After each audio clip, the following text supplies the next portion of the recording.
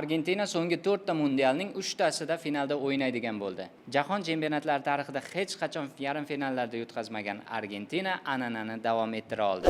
Comeback qilish ularning denkasiga shunchalik qorishib ketibdiki, biz Cabo Verde, Misr va hatto Shveysariyani unchalik kuchli emas, Argentinaning omadi kelyapti deb yurgan ekanmiz. Tunda hamma savollarga javob oldik. Birinchi bo'limda futbolni emas, asosan jang san'ati vakillarini ko'rgandek bo'ldik. Birinchi taymning o'zida jamoalar umumiy hisobda 19 bora qo'pollik ishlatishdi. Bu juda ko'p. O'yin kartinasi shunday tus oldiki, go'yo bitta gol hammasini o'zgartirib yuborar edi va shunday ham bo'ldi. 55-daqiqada Gordon hisobni ochdi. Bu gol Angliyaga foyda emas, zarar keltirdi. Tuxel Messini shunchalar hurmat qiladi shekilli 1-0 hisobda yutishni istadi. O'yindan keyingi matbuot anjumanida ham Angliya 1-0 hisobda yutishga haqli edi, dedi Thomas Tuxel. Goldan keyin Argentinani eplab bo'lmay qoldi. Ular qanday futbol o'ynay olishlarini dunyoga ko'rsatishni boshladi. Zarbalar ko'paydi, golga juda yaqin kelindi. Ba'zan Pickford, ba'zan darvoza ustuni inglizlar joniga oro kirdi. Bu o'yinda Messi hech ham 39 yoshlilardek harakat qilmadi. Qaytanga jamoadoshlari uchun pozitsiya yaratish maqsadida tinimsiz yugurdi. Axiri o'yinning 85-daqiqasida Enzo Fernandesning chiroyli gol urishi uchun vaziyat yaratib berdi. Argentina o'yinni qutqardi.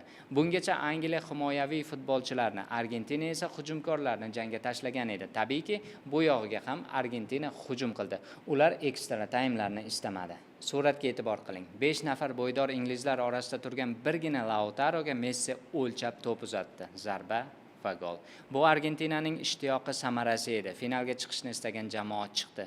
Juda ko'pchilik futbol jamoatchiligi vakillari Angliyaning himoyaga yotib olganini tanqid qilmoqda. To'g'ri-da, 55-daqiqadan keyin bor yo'g'i 12% gina to'pga egalik qilgan jamoaga yaxshi gap aytib bo'ladimi? Axir Argentinada avtobusni yorib o'tishda muammo bo'lmayotganini avvalgi o'yinlar ko'rsatib qo'ygandik-ku. Axir ingliz jamoatchiligi birga bir solishtirilsa, Angliya har qanaqasiga Argentinadan kuchli deyishgandik-ku. Nega shu kuchdan foydalanilmadi? Tuxel aytgandek, Messini 90 daqiqa tinimsiz ushlab turib bo'lmas ekan. O'yin tugagach yana bir qiziq voqea sodir bo'ldi. Argentina futbolchilari Pickfordning shpargalkasini topib olishdi. O'zlari qanday penalti tepishlari haqida shu orqali bilib olishdi. Finalda biz endi finalissimoni ko'ramiz. Messi 20 yoshda o'zi cho'miltirib qo'ygan yigitchaga qarshi to'p tepadi. Bu bahsdan siz nima kutyapsiz? Fikrlaringiz bilan izohlarda bo'lishib keting. Bizda hozircha shular, yoshlar ovozini kuzatishda davom eting.